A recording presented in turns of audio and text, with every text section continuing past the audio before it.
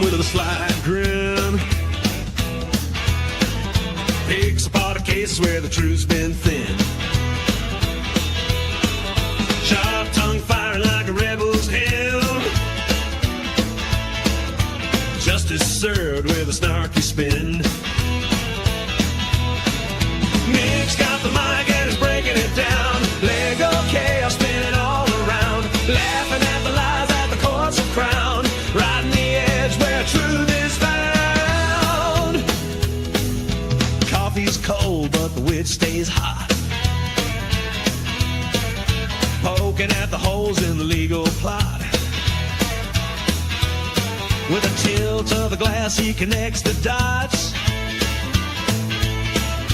The courtroom's wild and he calls the shots.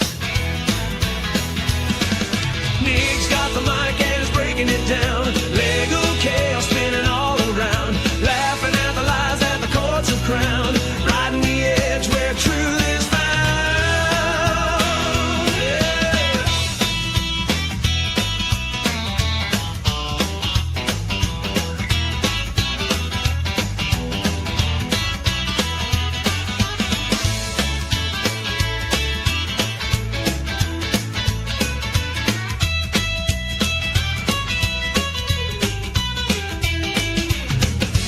Electric strums echo through the air. Justice tangled in a legal snare. With a grin, he tears it bare. No nonsense talk for those who care.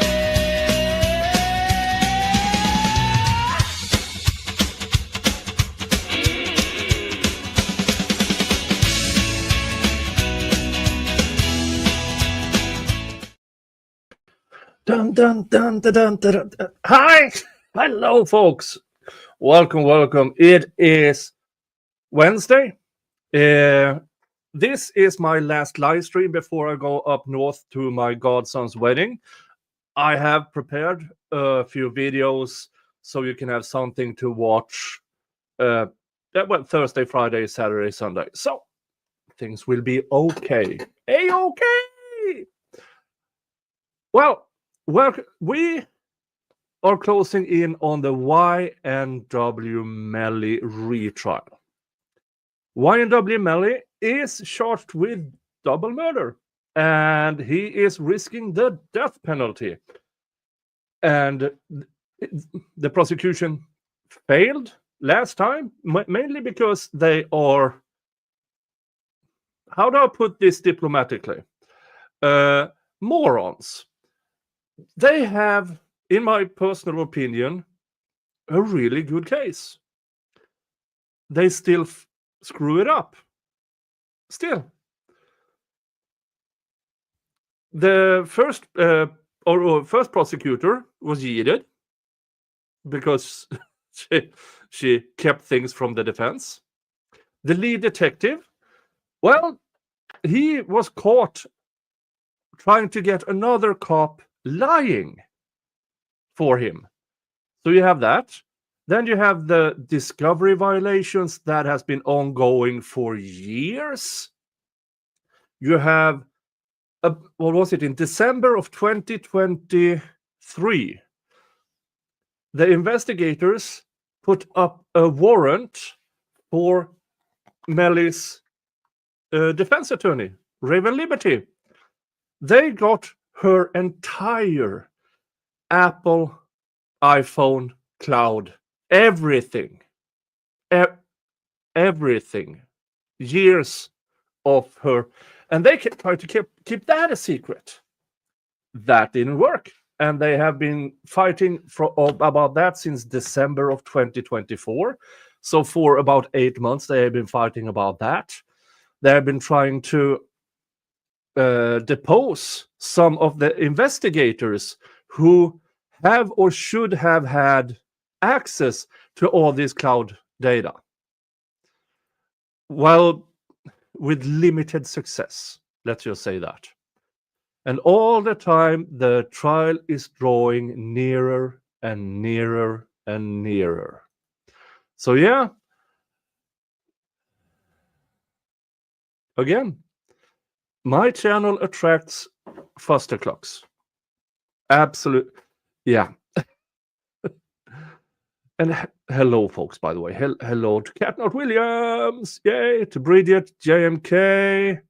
I saw Lady Finch. First time catching alive. Welcome. Welcome to the insanity. Denise Sells, Cash Money Cass, David, Denise, all welcome. Or AI welcome. Gwendolyn, been a member for 7 months. Thank you so much. Hi. eBay Warhol, Tracy Fagan. I'm new to this case. What state are we in? We are in Florida. Yeah, Florida with excellent show us all laws.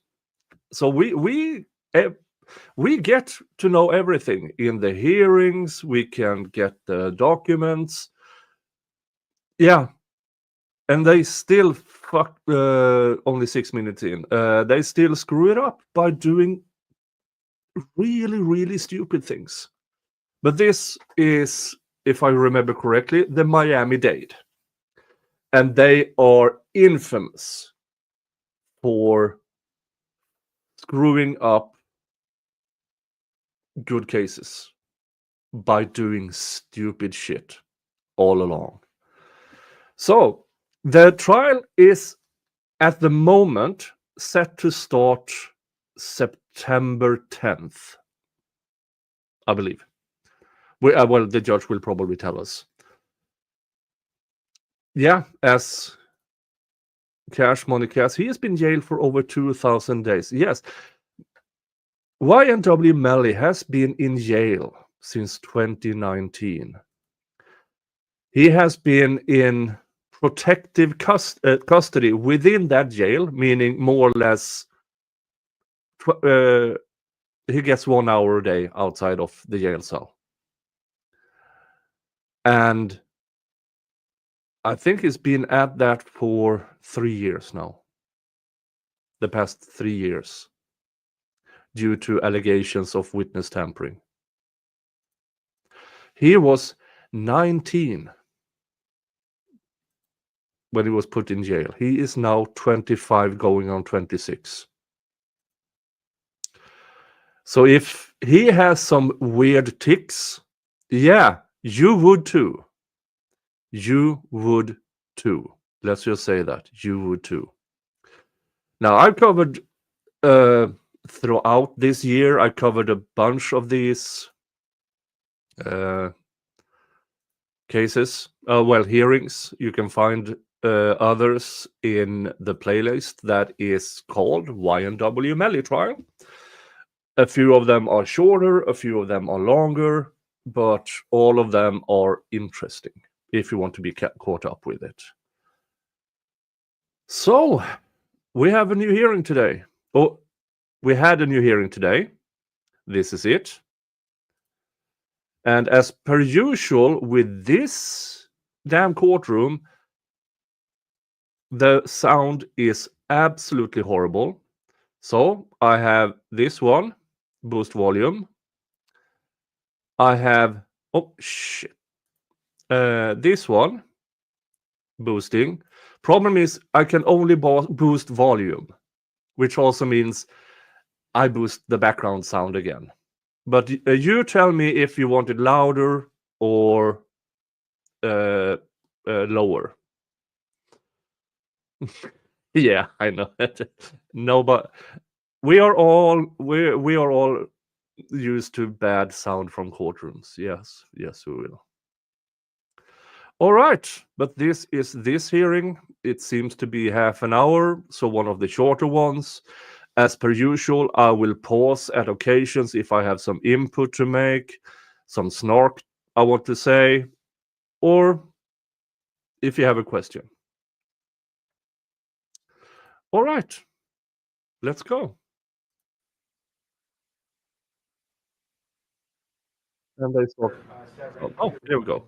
in either case. And I looked through both entire court dockets, was not able to find it. It sounds as though it was a verbal judge who never reduced the order based on the hearing.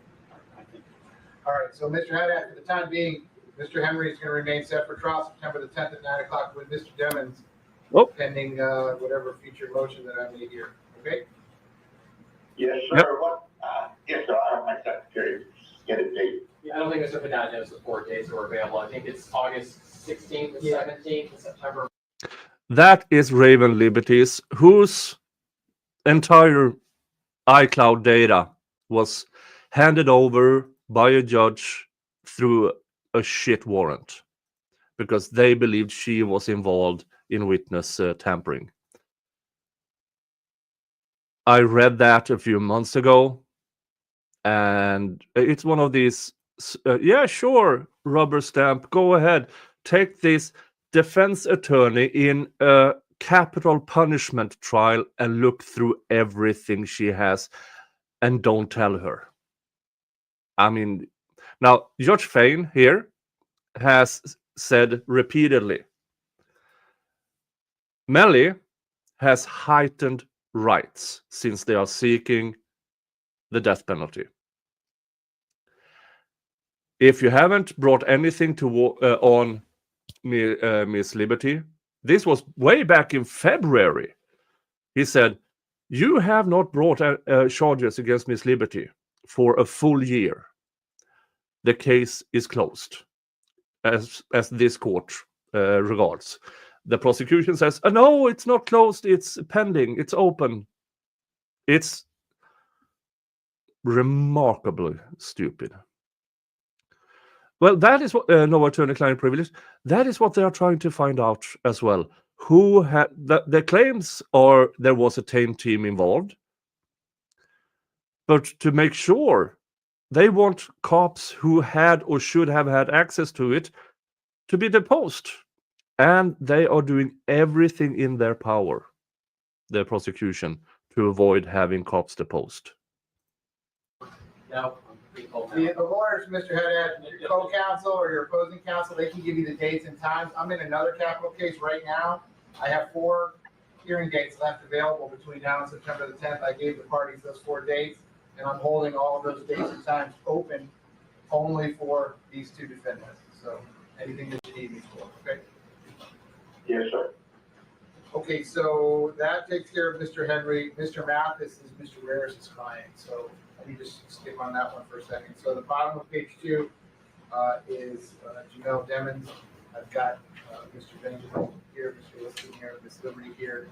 Likewise, Mr. Gibson in person, Ms. Collins on Zoom. So I got the following. I got a state motion to stay the July 9th order setting the trial on September the 10th. I got the state's motion to stay order compelling Detective Lunda to answer certified questions and to stay the order compelling the affidavit to Apple iCloud that I previously ordered to be disclosed to me. And then lastly, I got a defense motion to require the state to divulge the existence of other search warrants involving Attorney Raven Liberty. I did read the motions as well as all the authority and the rules cited therein. I also read the state's petition for writ of certiorari that was filed with the 4th District Court of Appeals on July 14th, 2025. So let's just take them in order. State the motion to stay the order compelling Detective Luna to answer certified questions in order compelling affidavit to Apple iCloud. Anything else that you want to tell me is supporting the motion? No, Judge, I think the court's aware of the motion and the fact that the state has now sought circuit court. All right, defense, your position on their request. I think you already ruled it. Yeah, this is what I said earlier. The defense wants to talk to certain officers. The prosecution just throws in stay after stay, request after request. The judge keeps denying it, and they keep throwing it. So this is the flaw from this judge. He is allowing them to keep going with the motions to stay. He keeps going. And at what point is enough enough? When you say, no, this is going to happen, schedule it. What is your date? The defense will say one date. You make it happen. If it's not happening, contempt of court. We are a month and a half, or well, almost 2 months from trial, a capital punishment trial. And the prosecution is still playing games.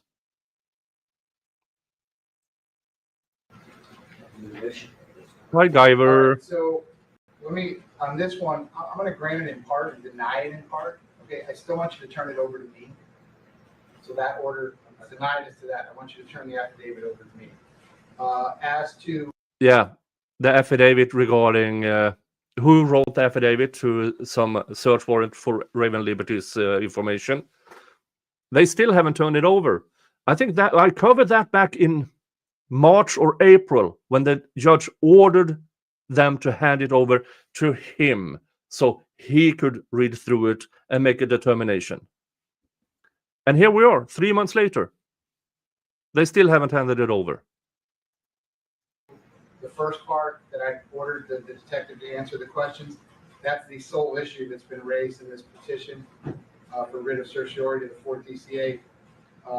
They are seeking review of the trial court's order compelling the state to permit the deposition of an investigator in an ongoing, wholly separate investigation. And the conclusion of their petition, page 27, it says, the state respectfully requests that this honorable court grant the petition of writ for certiorari and quash the trial court's order compelling Detective Luna's testimony, and thus preserving the integrity of the unrelated ongoing criminal investigation. So as to her testimony only, because you're going to turn the affidavit over to me, state paragraph 7 of your motion, you're asking it to be stayed for 30 days? Yes, Judge, I think we have 30 days to file our appeal, and hopefully that the court will give us an answer then, or they'll stay it if they're taking further consideration. So over the defense objection, and I certainly understand the defense's objection, I think I'm compelled to grant that part at least for 30 days that the state's asking for. Of course, pending I hear something from the 4th DCA, and hopefully I'll hear something from the 4th DCA sooner than 30 days, and that would resolve the issue. Well, Judge, I believe you already ruled on that particular issue. Yeah, I did. And what I suggest your Honor consider is that opposed to staying our right to take your position for 30 days. The state will wait. We won't wait, but depending upon what the 4th DCA does, and usually they act on writs like this rather quickly. I would ask your Honor not to stay for the 30-day period. We'll agree to wait a week to set her down for You that. want me to stay it for 30 days, or from when we hear from the 4th DCA, whichever date arrives sooner? And that's fine with me. If they deny this, as far as I'm concerned, you can take your depo the next day. Exactly, Because I already ordered that you could. yes. But if they're gonna tell me they're the higher authority, and if they're gonna tell me I got that one wrong, I guess that's what they'll say, but I don't think so. She's an A witness, but do that as a. May I have 1 second?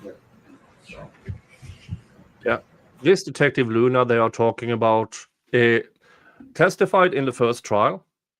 Is scheduled to testify in this was scheduled to testify in this trial as I believe they call it a Class A witness, which is important, very, very important witness for this case.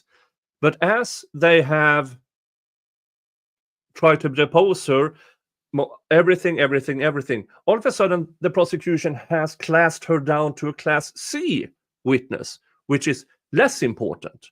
And this is also a way for them to, we really, really don't want the defense to talk to Detective Luna.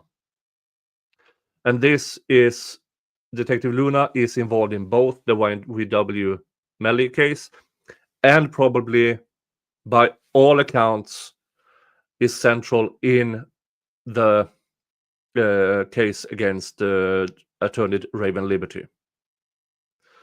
So it's, yeah, she sits on very much information and the defense wants it, they should have it. But the state is playing games. They are appealing. If the fourth CDA is denying the state's request, they will appeal, because that's what they do. They will throw in another motion immediately, anything, because they really, really do not want Detective Luna to talk to the defense. Judge, while they're doing that, I just have one thing I want to put on the record. Your Honor has acknowledged, Your Honor had looked at their writ that they filed, the state filed, or the AG filed in the fourth. I read it a couple times last night, and I was aghast at disingenuousness for them not even telling the court that Your Honor made a ruling and defined what an ongoing investigation was and denied there's an ongoing investigation. So the fourth, looking at that paper, will not even know what your ruling is until somebody else brings it to their attention. I don't know that I necessarily disagree with that, but my opinion on it is. Understood. Yeah, I read. All right, so that's that one. So the order, that's going to be granted in part. Yeah, this is the disingenuous of the prosecution, because this judge, way back in February, told the state it is not an ongoing investigation. You have had this information about Raven Liberty for over a year. There are no charges brought. It's not an ongoing investigation. So now when they appealed his decision, they did not even write into their writ to the 4 CDN, whatever, that the judge had this detail in his order.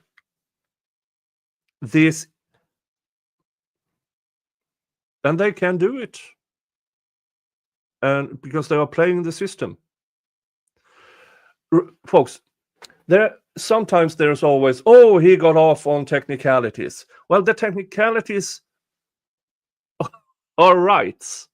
Those are the technicalities, because the prosecution screws up. They play games. And here it is the state using the far end gray zone of what is legally allowed, just to keep information from the defense, discoverable information. It's denied as follows. I still want the state to turn over the affidavit in support of the warrants to me, so I can have them and review them, and if we get a ruling from the full PCA, I can distribute those accordingly. It stayed only as to the deposition of Detective Luna, compelling her to answer those questions for a period of 30 days, or the alternative, until we hear from the 4th District Court of Appeal, whichever of those dates comes sooner. So I'll enter a written order that reflects this. And the affidavit is due to Your Honor by today, based on. I'll be bringing it over this afternoon. All right, the state's motion to stay the trial date, September the 10th. State, anything else you want to tell me? No, Judge, same issue. Just so the court's aware, my understanding is that the Attorney General is also going to be petitioning the court through the open appeal to stay the lower proceedings. And Your Honor has already ruled on that. Yeah, so at this point, the state's motion to stay the September 10th trial date, that's going to be denied because there is no pending appeal right now. But if that changes, if they file something, as they did with this, they'll come back and see me.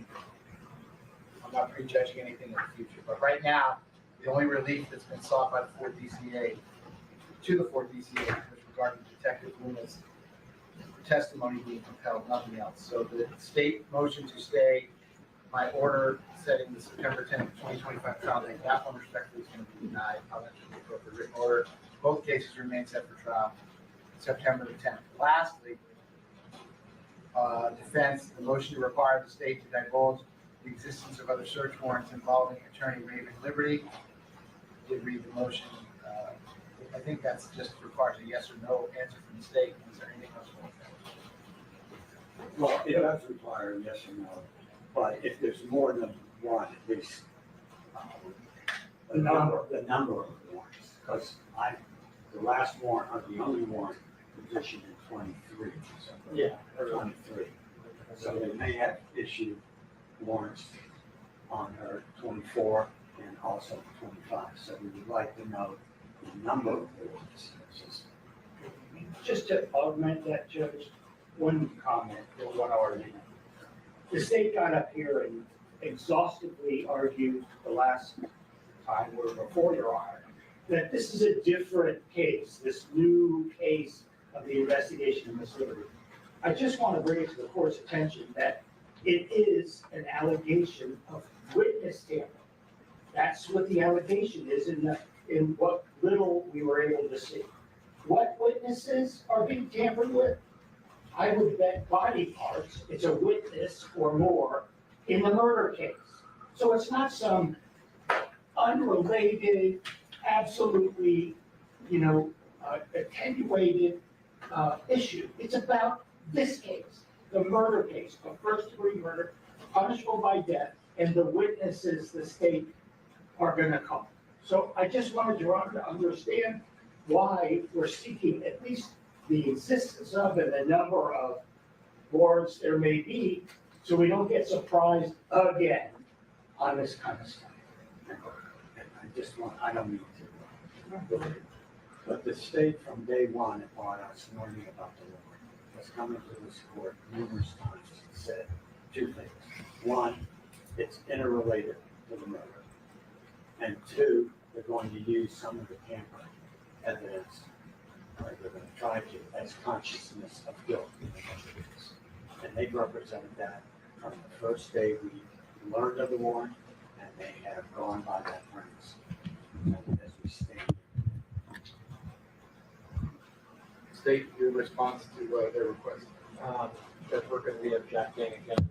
This goes to the fact that there's an open investigation. Unfortunately, no matter how I think the answer is. He doesn't even want to say if there's more than one. Remember, this prosecutor tried to hide the first one, and now he refuses to answer that question, and he's doing it again. And this is why Judge Fein is face-palming himself by claiming it's an ongoing investigation, despite the judge ruling that no, it is not. Now they have appealed that decision. This is how scared the prosecution is of the information that they are hiding from the defense. Question, it opens up a can of worms. But I respectfully am going with this still remains an open investigation, and I'm not willing to disclose anything at this point in time based upon, how far-reaching or not far-reaching it may be. Okay. So over the state's objection, I'm going to grant the defense motion to require the state to divulge the existence of other search warrants involving Attorney Braden Liberty. I'll enter a written order. State, I'm going to give you by the end of the day. I think this is as simple as sending an email to Mr. Benjamin and the rest of the defense team and saying either no, there aren't any other warrants, or yes, there are. But I would view, if there are additional warrants, I would view them no differently than what we've already done. I think the defense would be entitled to a copy of the warrant. And I think the defense would be entitled to a copy of what was returned as a result of the warrant. And then as far as the affidavit in support of said warrant, again, that's something I'm waiting from the court PCA to get out. Understood. Just so the court's aware, I've already consulted the AG on this. They're most likely going to incorporate the court's ruling today into the writ that's already been filed, but I'm going to consult with them first, and then I'll let the court know which way we intend to handle this. So you want me to put 5 days on that then? I'll have an answer. Honestly, I think I'll have an answer by the end of the day if you just give me until tomorrow at the very least. Okay, so the defense motion is granted over the state's objection, and you need to disclose that's a yes or no. And if so, how many additional warrants have been sought involving Attorney Braden Liberty, and that's due by the close of business tomorrow, which is Thursday, July 17th. Yeah. Now, one reason why I believe they are so insanely scared of this is probably because I believe the defense have insinuated this before, they believe that there are warrants out on more than Raven Liberty, more defense attorneys in this case than Raven Liberty. And the more information they get from Detective Luna through the other search warrants, they can ask for those as well, which will probably stay this trial for some time. But as of now, this judge is dead set on September 10th. In order as such. State, anything else I can do for you regarding Mr. Devens today? No, Your Honor. I'll be filing motions as the court has suggested in terms of severance, and I'll also consult with the Attorney General in terms of the writ if there's going to be a separate motion or a separate petition, or whether they're going to file it in the existing control. Which is what my understanding is going to be, is they're going to file in the existing control. Defense, anything Yes, else? excuse me, did you say you were filing a motion for severance? Fred, I'll contact you. We'll figure out how best to handle it, but I need to talk to Ms. Buckaloo and Ms. Collins as well in terms of how to do it, because I'm not lead on this. Yeah, so there are 2 people charged with this. And all of a sudden, this is actually the first time I've heard the prosecution say they want to sever the cases. And apparently, this came as a surprise for other defendants' defense attorney.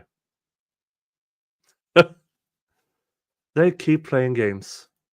I have to talk to my superiors. Defense, anything else? Mr. Haddad, anything else I can do for you today? No, sir. Okay, so, listen, those 4 motion dates, I've already instructed my judicial assistant, and I'll send her another email today that those 4 dates are just for you all, whatever dates and times you want to use. I'll sign the orders today, and I'll see you, sounds Yep. like prior to those trial dates on September. Yeah. As far as Mr. Mathis, Mr. Haddad, you want to stand in for Mr. Raris today? I'm just going to leave Mr. Mathis's case set for trial September 20th, with the understanding that my intention is to go forward on the murder cases. The tampering cases were just set at the same date as placeholders, for lack of a better term. Unless something goes wrong with the murder cases, then maybe we would go forward with the tampering cases. We've got it all the time. Okay, all right, so then Mr. Mathis, on the top of page 2, he remains set for trial September the 10th at 9 o'clock as well. If you all need to get in front of me prior to those dates, you know how to do that. I'll see you soon. Thank you. Have a good day, Judge. Ms. Wilcox, does that conclude everything but for the trial? Yeah. Okay, so then a quick recess until we have all the parties and the jurors present. And we will resume Mr. Citroen's trial. We're doing a quick recess.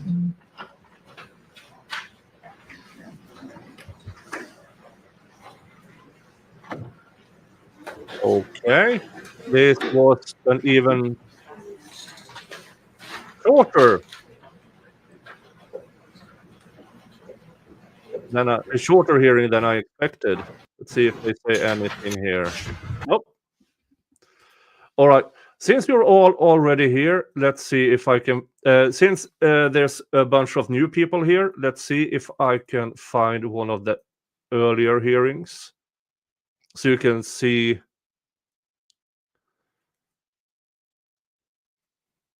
Dun, dun, dun.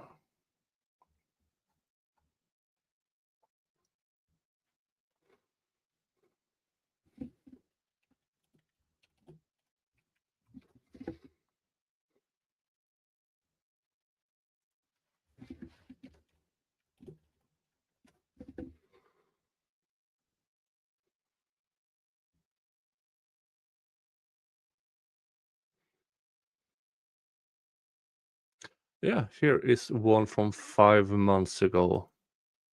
This is a death. Jesus Christ.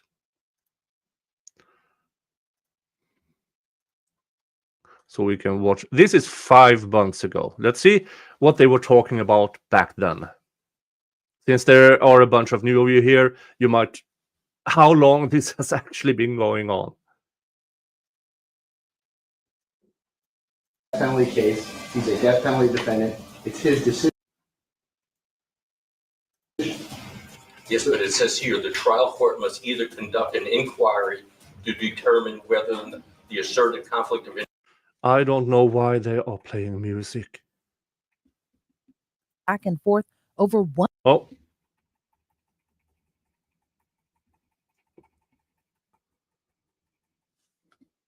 Are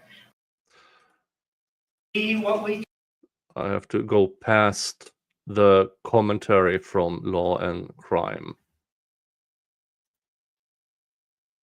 Of Melly's attorney. Investigation that you all have to conduct and the discussion that you all have to have with your client. I don't have anything to do with it. And of course, we have no ability to investigate secret doings of the state attorney and BSO that we don't have the right to see. So I just wanted to bring to your honor's attention that it's somewhat of a dilemma here, and that we'll file what we can and see what we can get. But right now, we're at a real loss to be able to represent Mr. Demings the way he needs to be represented. So that's. So Judge, if I may add on to that just briefly, essentially because the one portion of this case that I took on and actually have been, lots of money was put into training me on this very issue of these phones, right? So I know what they would have got off of this iCloud. They would have got information regarding my emails. I'm assuming there's further emails warrants to my email accounts. I am concerned, going off what he says, that there's communications between my experts. Almost all my communications are on my emails with my experts, motions, depositions from other cases. So there will be further inquiry to that, and I think we're granted to that. But looking at the court's own order, you had, and I forget the name of the case, but the basis was saying that it's been, 14, 15 months at this point. There's no imminent arrest. So I read it as you're finding that there is no criminal investigation. And that was the basis of not letting us have the affidavit. The initial time was. That's not correct. If this was the statute, the state would have been right. I just found that the state hasn't done anything. And based on the particular procedural posture of this case, whatever it is that they got as a result of this, they got it over a year ago. So if they wanted to charge you with something or arrest you, they've had a year to do that. I'm not going to sit around and wait for them to make that decision. They obviously haven't made the decision. The statute says if there was an ongoing case, you wouldn't be entitled to any of it. Okay, fair enough, Judge. So I'm just complying with what the statute says. Colonel, may I speak? Sure. When we were here the first time on the case, I'm the one that brought it forward, the motion, and you asked me what my authority was. I had cited to the court the case of Rutledge versus State, 150 Southern 3rd, 830, 2014. You asked me what my specific authority was, and I said the 6th Amendment and the 14th Amendment. I'd like to read from Rutledge, if I might. At the risk of being redundant, we once again emphatically state that when a pretrial disclosure of possible conflict of interest is raised, the trial court must either conduct an inquiry to determine whether the asserted conflict of interest will impair the defendant's 6th Amendment right or appoint separate counsel. So with all due respect to this court, Your Honor, that's your job, is to find out whether or not there is a conflict and for you to help in the investigation. We don't have the power. Without the court's help, we'll never know if there's a conflict until possibly it's too late. So you are the person that is supposed to look into the matter for us. I don't agree with you at all, sir. Your case says Mr. Demings is entitled. yeah. Back in February, the judge was still ambivalent. He later changed his mind, and he reamed the prosecution. This is from February. Let's check here.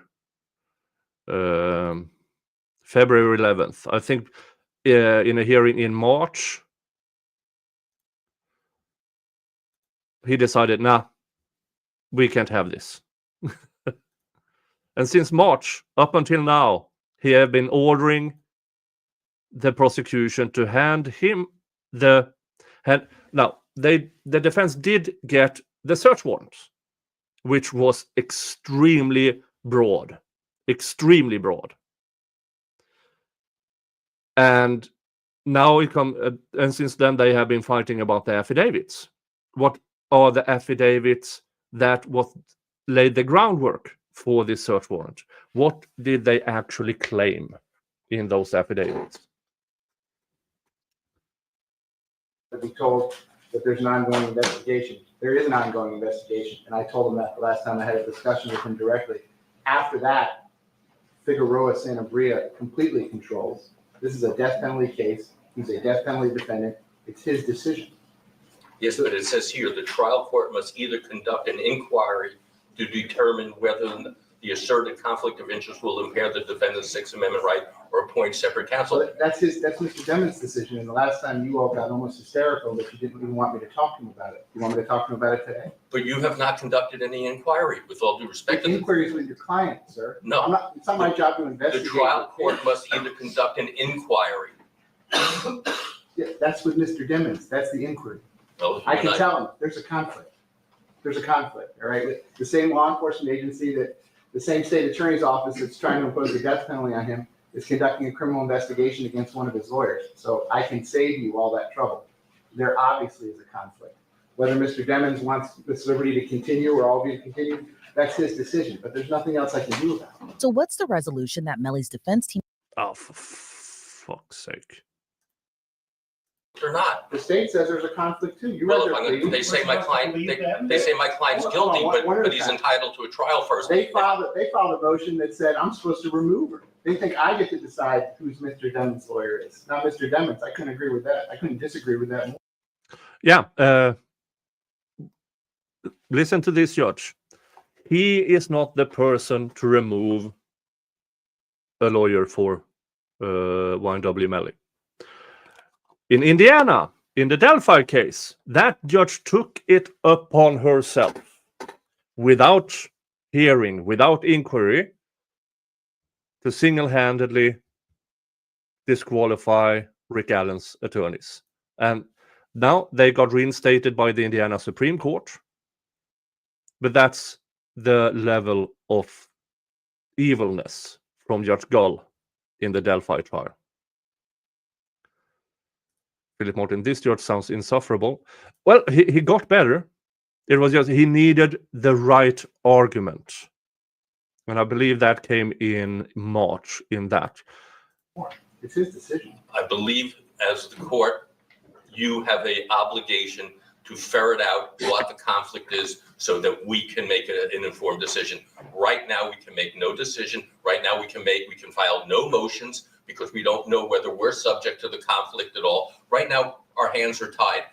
It's up to the court. You're the gatekeeper for all. I'm imploring the court to find out what the nature of the conflict is so that we can advise our client.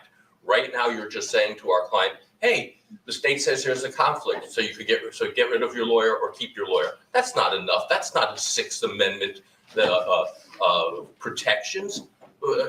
You want him to make a decision in a vacuum. This is a murder case. Sir, with all due respect, this isn't a vacuum. He can sit down with Miss Liberty, and you can sit down with Miss Liberty. She's well aware of who she's emailed. She's well aware of who she's called. She's well aware of what's on these records. So talk to your. It's incumbent on you all to fully inform your client. That's not my job. That's your job.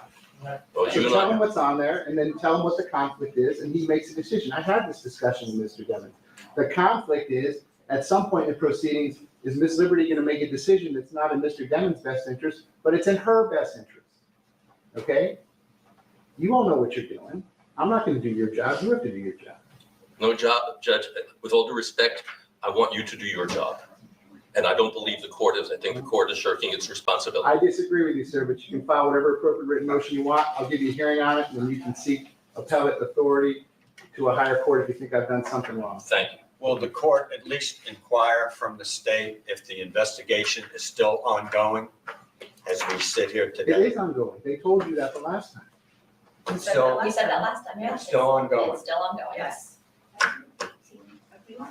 And have there been other search warrants and affidavits? I have no idea, sir, but this is a discussion that you all need to have. I don't have anything to do with this. We can't discuss if we don't know the nature of the conflict that they're alleging, other than she's under investigation. That doesn't cut it, Judge. They said, hold on, sir. Again, with all due respect, they told you the last time, on the record, it was regarding this case, because I asked them. I said, are you investigating Miss Liberty regarding alleged criminal conduct that has to do with this case, that has to do with Mr. Demons? And they said, yes. So that's what it's about. Well, then under discovery, For Mr. Demons, they're required to give us that information. Anything that is relevant to the guilt or innocence. Of Mr. Demon. Yeah, well. I agree with you. Okay, and if it's related to the murder case and the tampering case, under 3.220, they gotta give us that information. File a motion to compel under 3.220. Okay, we will. With particularity, tell the state, this is what I want. Either they're gonna give it to you or not, and if they don't, set it for a hearing Yes, sir. on any available date. I'm imploring you all to set these for hearings. That's why it's giving you dates for all pending motions. The difficulty is, Your Honor, that since we're on notice of a conflict, a potential conflict, technically we should not. This went on and on and on. On and on and on. So let's get us to a later hearing. Dun, dun, dun.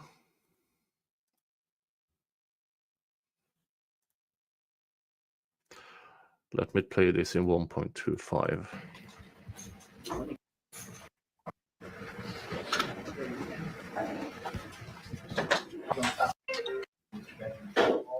That was filed by Ms. Liberty, February 8th, 2025. There was 8 motions. Number 1, defendant's motion for order to show cause. The state of Florida's ongoing willful and flagrant violation. Court. Hey, thank you, ACSN. 2, motion limited to exclude James Howard with relevant material, detention communication. Yeah, that last hearing you heard was from February. This hearing is from 4 months ago. Let's see, from February 19th. 3, motion limited to exclude irrelevant new material TikTok video of leak page. 4, review motion to take deposition for Christine Brad. 5, defendant's motion to strike from the alternative response of the state of Florida's motion to allow former testimony of Felicia Holmes. 6, motion for scheduling. 7, amended third motion to compel forensic images of the city of Florida. And 8, motion to compel. So that's what I wanted to get done today. State, I'm being told that there's a medical issue with Ms. Buckley. Is that correct? That's correct. Okay, she's on that.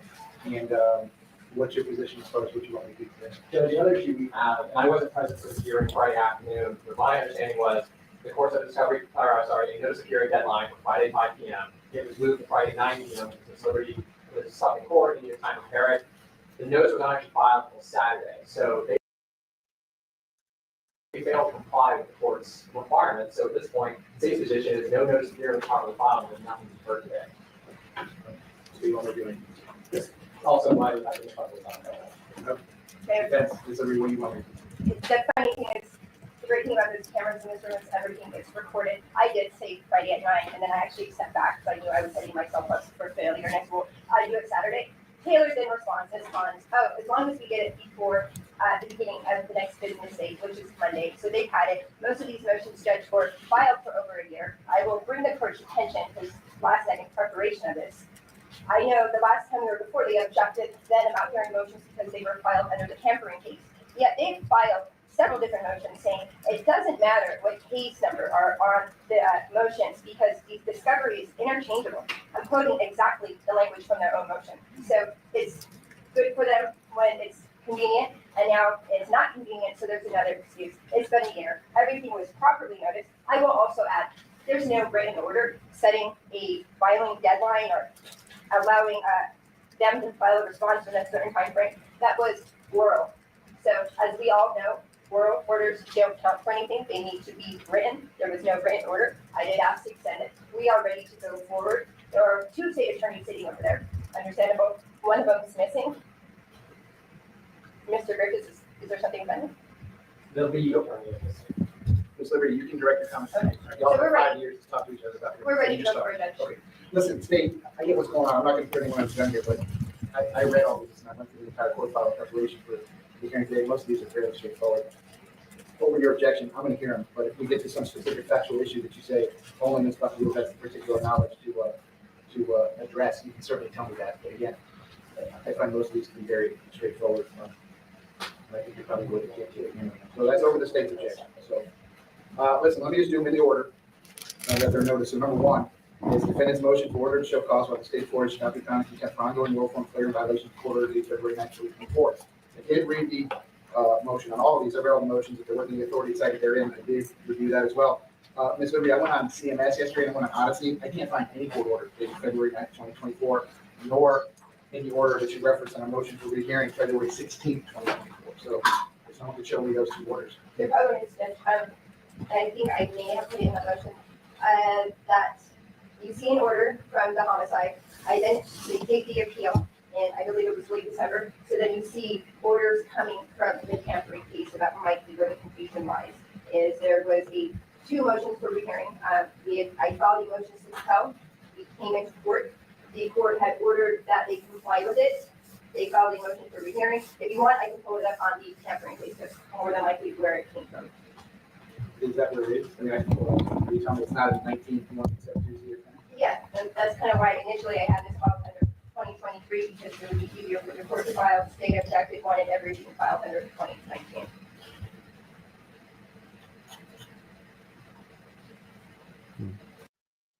One fun fact about Attorney Raven Liberty is that she has a conviction of assault.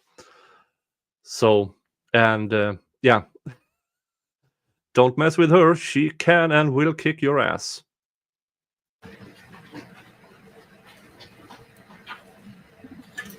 Right. Now, as I wrote in the banner, the floating banner down there, the latest hearing was the first part of this stream, but there are many new people here. So in order to catch people up, I'm going back to earlier hearings so you can be caught up with the shenanigans from the state, how the judge initially didn't want to touch the search warrant against Raven Liberty. Well, as you saw in the latest, now he's very involved in that search warrant against Attorney Raven Liberty. So all the things that he shouted out about in February, early February, he came around. Or we can take that one last, and I'll take a break and pull everything up to the staff.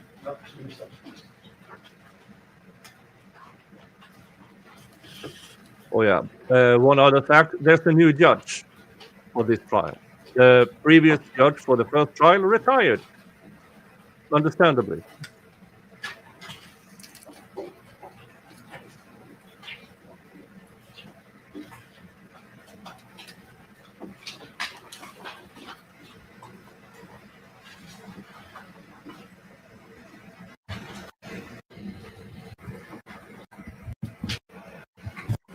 Skipping ahead.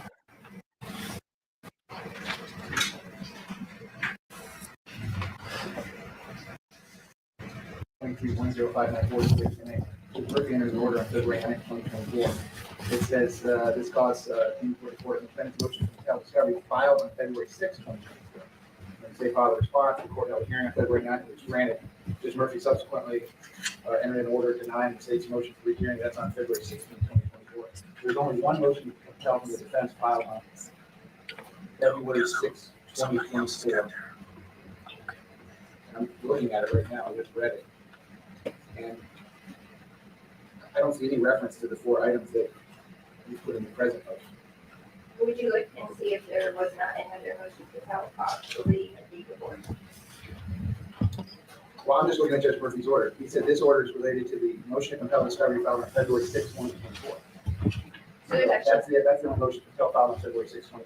so there should be two motions for rehearing, filed by the state, going to two separate orders, and then the judge denied both of those two separate orders. So there was two motions to compel, and I believe in the one motion to compel, it was going directly to the information regarding, certain emails. Well, is Judge Murphy in an order? Yes, so if you want to pass, I'll pull it all up so we can read it and make it a little bit more easy. I'll pull it up and read, so you can go along quickly, but there were two motions to compel, and there were two motions for rehearing. Was there two original orders? There should be two orders. Okay, so we'll pass on that. So the next one would be James Howard Health.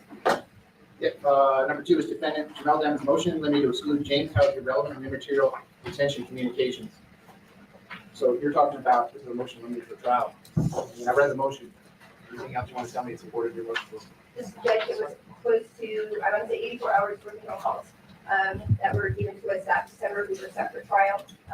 I was always of the position it was given to us that late in the game in order to make it continue it. Nonetheless, I had a group of students go through those phone calls along with myself and the investigator.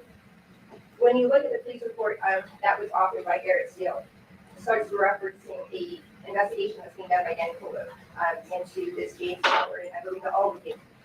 He, for some reason, then references James Howard in this police report, saying he was listening to phone calls by James Howard, and then he hears James Howard telling somebody on the phone call that he has to do something for Melly that day. We had the opportunity to depose Detective Polo as well. I asked him this very question. I told him over 80 hours for the phone calls. Oh, Detective Polo. Detective Polo is ski mask guy. He was the guy who, well, he works undercover a lot. There are no images of me anywhere. And as it turned out, there was. His wife posted pictures of the family online. So, which forced him to, the first part of his testimony was in ski mask. And then he had to take it off. Now, that is, we later discovered when the search warrant, when they handed over the search warrant towards Raven Liberty, this witness intimidation is, they claim that she, Raven Liberty, found that picture of him. And that, according to the investigator and the state in the search warrant, was witness intimidation, that they forced him to remove his ski mask, which is insanely stupid.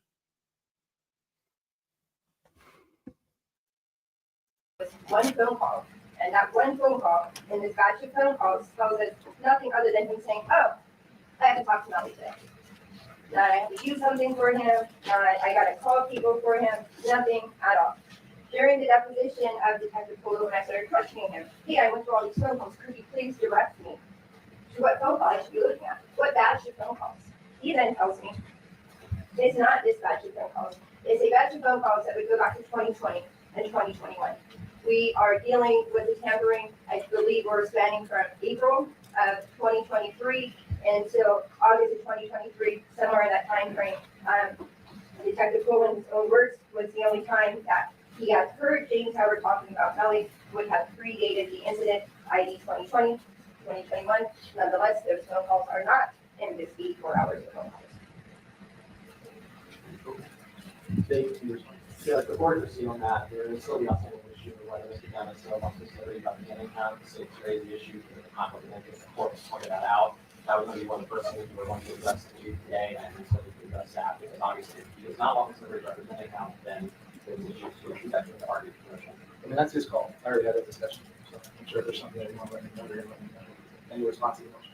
Yeah, so the state filed a written response to leaders yesterday. This is one that's properly prepared, but as pointed out in the argument, the state is not required to disclose which calls it intends to use at trial. But other than that, we are going to rely on the responses. So I did check the docket this morning. I saw no written motion. And it's funny, Judge, that they were starting this hearing after they wanted to continue it because they didn't get proper notice. As a notice of hearing from, I don't know, almost 2 weeks ago. But in the evening, they filed something before Ms. Buckley went to the hospital. This is the second time. You need to look at me and address things to me. I can give you a lot of adjectives about what I think of this entire procedure. It's not going to be long. So anything else you want to tell me about this? No, Judge, I would say there are no material phone calls. Yeah, this is from February 19th. Remember his attitude on February 11th? This is 8 days later, and you can already see the judge shift. He is not happy with the prosecution at all anymore. That would even go to the nexus of witness evidence. Okay, so this wasn't comment or any preparation works to be denied without prejudice. I have no idea what is or what is not going to be relevant. and without hearing the evidence at trial, there's no way that could. I can't make the state try their case in a vacuum.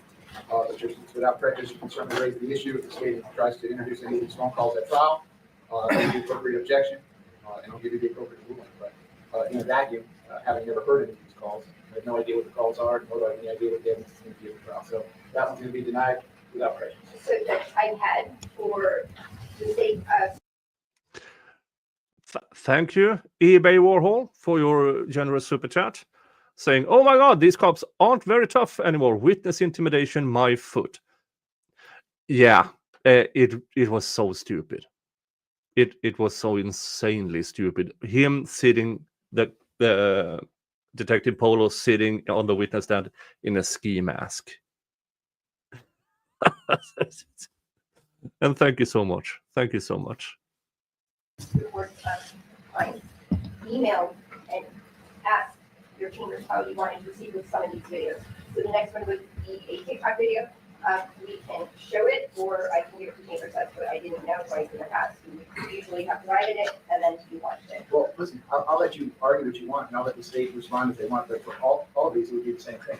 I don't know what the evidence is going to be in the trial. There's actually already been a trial, and the evidence may be the same as the first trial, or maybe completely different. I have no idea. But I can't make a decision now without there being one witness, without being one piece of evidence, without hearing the answer one question in anyone's testimony. You may be right. These things may be not relevant, and the state may not even try to introduce them. But I can't give you a pretrial ruling, again, in a vacuum when I haven't heard it. So how would you, I'm just curious, how should we proceed? Because we have to do the pre-trial, since we are seeking for pre-trial rulings to keep out certain evidence that's not relevant. So the next one on here would be a TikTok video, period. We're dealing with, i.e. homicide. This video is after the homicide.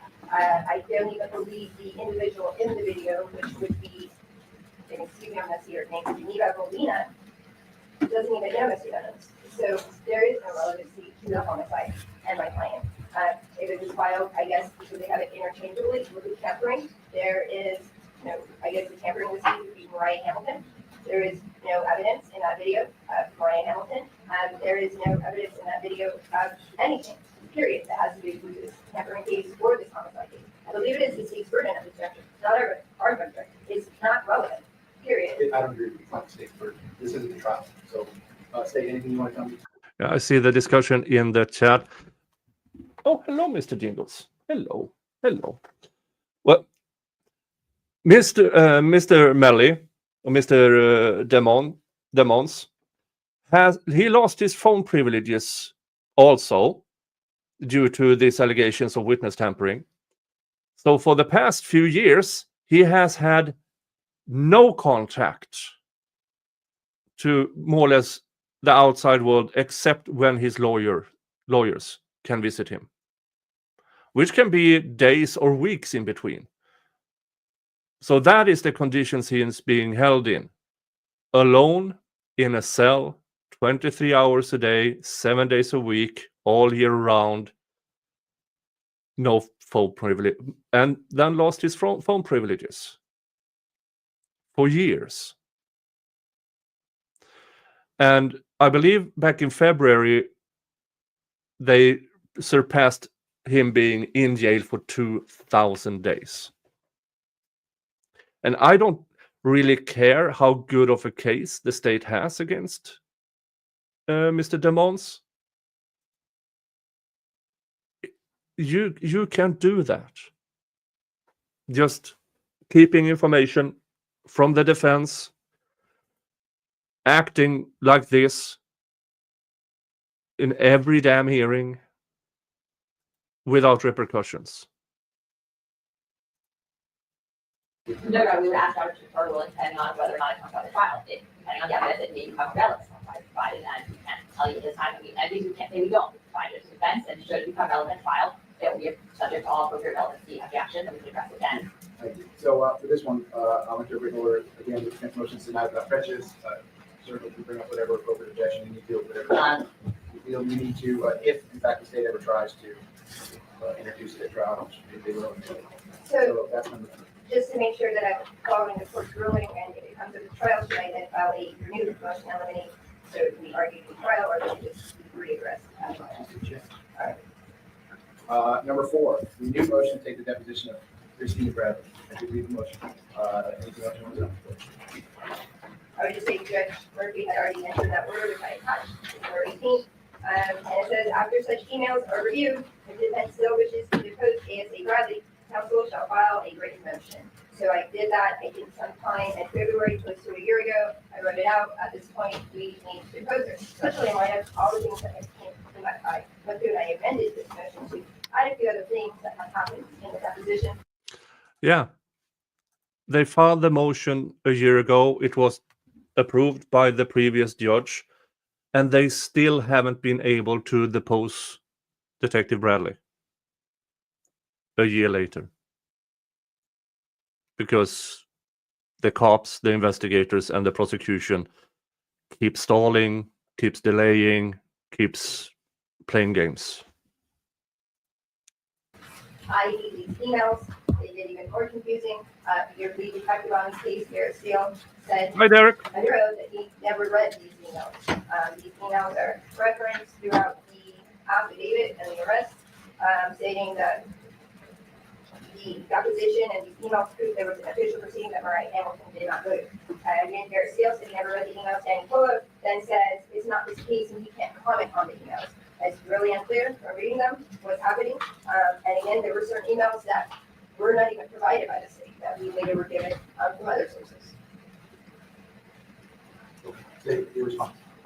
First, that's an inaccuracy. The emails were actually provided. That's actually in the state's response to one of the solicitor's other motions, but trying specifically this one. State filed a response back on January 2nd of 2024. We're relying on that response. In the 19 days In 19 days. we need exactly. Copies furnished January 2nd, 2024.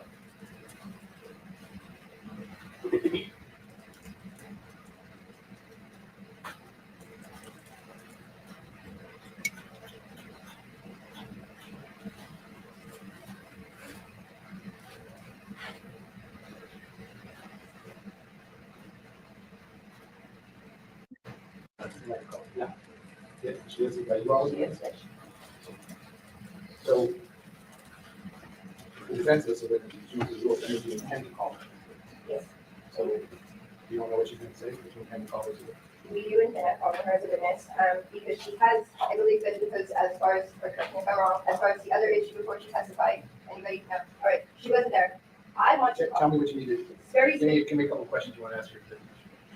I wanted to get to what other emails were there that she had between Christopher Barris, showing the efforts to fit Mariah Hamilton to this deposition. So with Ms. Hamilton, that's the person who just got put her ankle on. Yes, So let's say Ms. Hamilton now shows up and testifies. What's the relevancy? So she's going to be here, she can do subject to examination. if we saw it, we wouldn't have. Preventing the tampering, we have to get to the bottom line, which means that the arrest report is referencing April 18th. It's going on to say that they looked at emails provided by Ms. Bradley that show these efforts to get her to this deposition, which is weird because we don't have those emails on any efforts to get Ms. Hamilton to a deposition. So we need some clarification from the previous state attorney when you talk about these efforts to get her to deposition, and then you're provided emails, and those emails tell us something totally different than what's being. Is Ms. Bradley listed as a witness in the 23 case? She is not. Is she listed by you as a witness in the 23 case? Not at this juncture, Judge, it's just the appeal before we come that far. And this again was the motion that was pending, coming up to getting us. Well, do you want to ask her questions about homicide, or do you want to ask her questions about the tampering? About the tampering. And she's not listed as a witness in either one, by either side in that case? Okay. So with the tampering, this motion had initially been filed. We hadn't got to the point where we were going to do it. I had not did a witness list yet on the tampering. She is listed, however, on the homicide. You? Yes.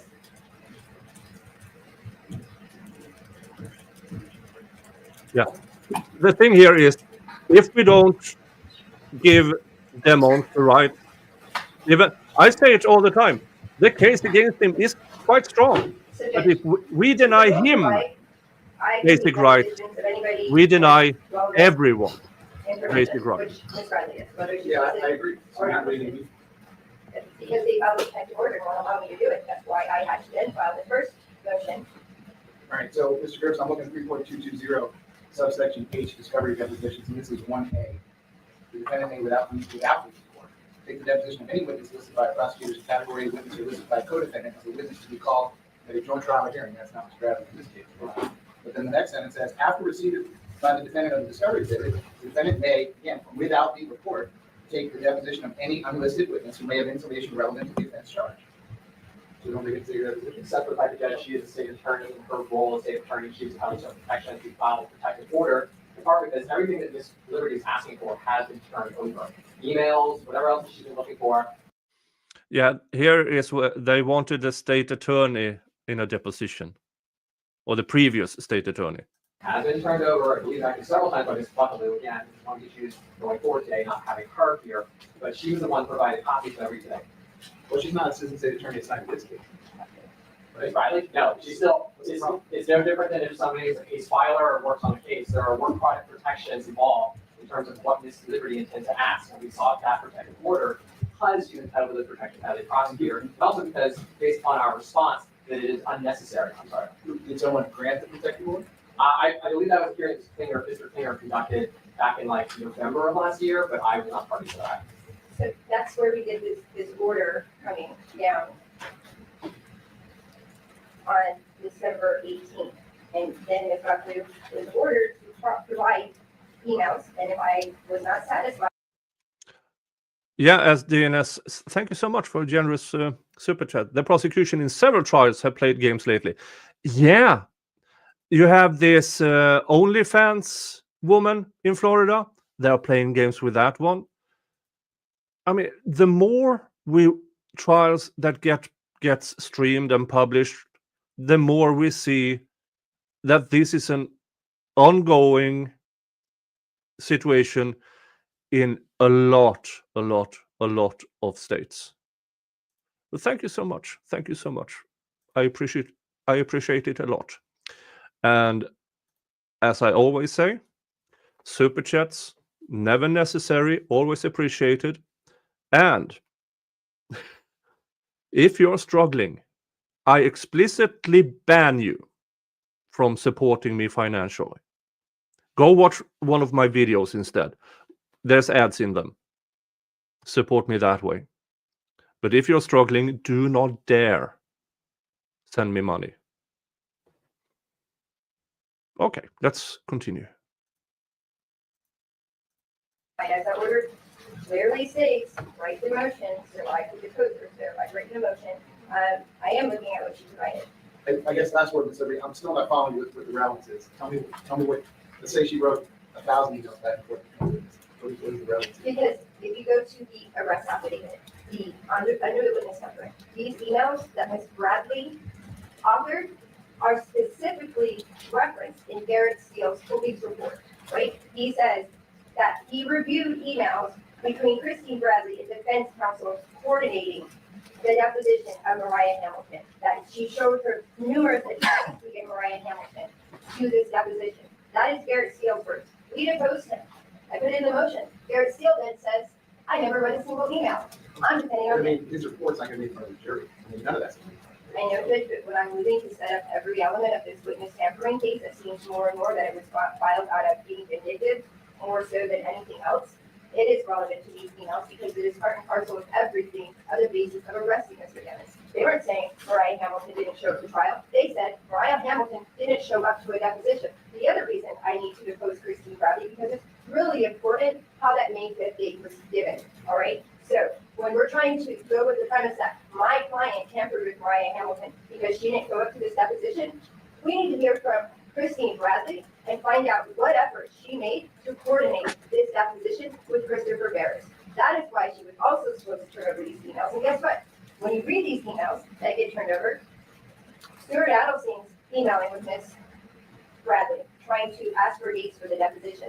There was not one single email that was provided to us in Ms. Buckley's response from the time that Christine Bradley gets his dates to the time that Stuart takes them. She was not contacting Mr. Barris. That is, we can't see that at all from her email.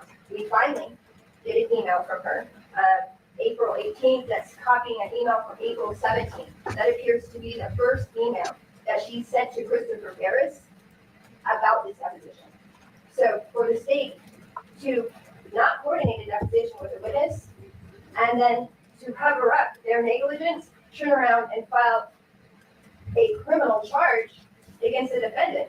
When in reality, if we got her up there, we would hear from Miss Bradley that she never properly coordinated this deposition, that she never told Christopher Barris. And all the months leading up to us trying to schedule this, Mr. Barris, from these emails, was never contacted. And that's what we need to depose her about, the efforts that were made from her. There is an email in here also that was provided where she talks about numerous phone calls and text messages that were sent to Mr. Barris. I don't see those. We don't see the numerous text messages. We don't see the numerous phone calls. So we need to depose her on this limited subject of what she did. Okay, so I just read the information in 23-1059 CXNA. I'm also, I just read the standard jury instruction 21.0, which is tampering with witness, the elements of the statement. It's official proceedings. They don't prove it. I know that. I did the deposition of Barris, you know. He can't even tell us what a subpoena is. He kept saying, that's a lawyer word. When I asked him, under the statute, tell me what official proceeding is. He then he goes outside of the statute and tells me, anything that's involved with a lawyer, that's an official proceeding. That's your lead detective. They want to kill my client.